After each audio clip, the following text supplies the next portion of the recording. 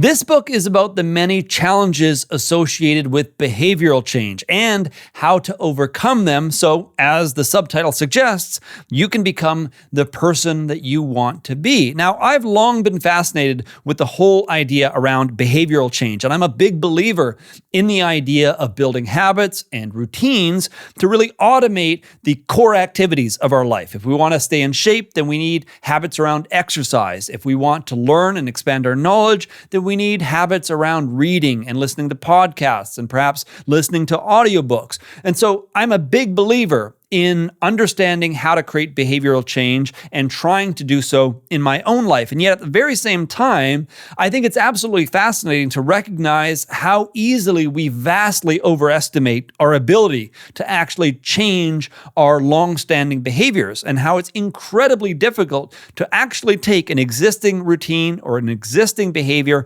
and to permanently change it, not just for a matter of months or even years, but for decades to come. It's incredibly difficult. So this book really acknowledges that reality, makes it clear why change is so difficult, and tackles practical tips and advice for how to affect change in our lives. And it covers some very useful insights. One of the core themes in this book is the importance of our environment. So things like who we hang out with, what is available to us, and how our surroundings affect our behavior. Now, the advice is often geared around business and things like leadership and work environments, but many of the ideas can easily be translated to apply to personal change as well. One of my favorite insights from the book, and something I've never seen covered in any other book on behavioral change, is the idea of ranking our performance on a given habit or routine by asking a simple question that starts with, did I do my best to blank? So whatever it is that we're trying to do a good job of in our lives or any new habit or routine,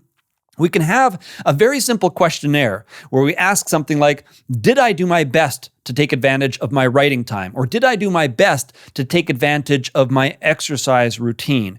And the idea behind this question is to answer it with a simple 0 through 10 rating and to put together a short little questionnaire around the routines and habits that are most important in your life. Because for me personally, I find myself often just going through the flow of a routine and not really capitalizing on it. I feel great for simply following through and continuing to execute on it, but it's very easy to fall into the trap of just going through an exercise routine or sitting down for writing time and not actually taking full advantage of the habit and trying to make the most of that time. So having a simple questionnaire like this around the things that are most important to you can allow you to get into the framework of the mindset of always asking, am I doing my best right now? Am I just going through the motions, or am I really capitalizing on this opportunity? Now, I haven't yet put together my questionnaire, but what I have found already, even though I intend to do so in the near future, what I've already found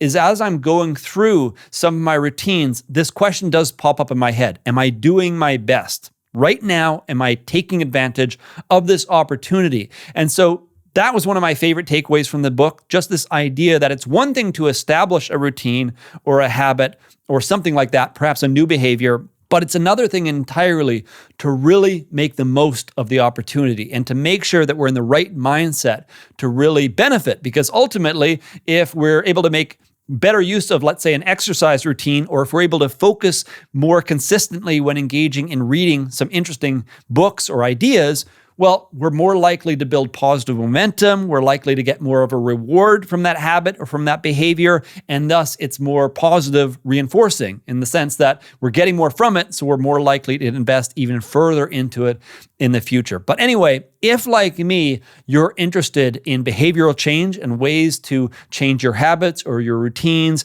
to live a better and more meaningful life, consider picking up a copy of Triggers by Marshall Goldsmith and Mark Ritter.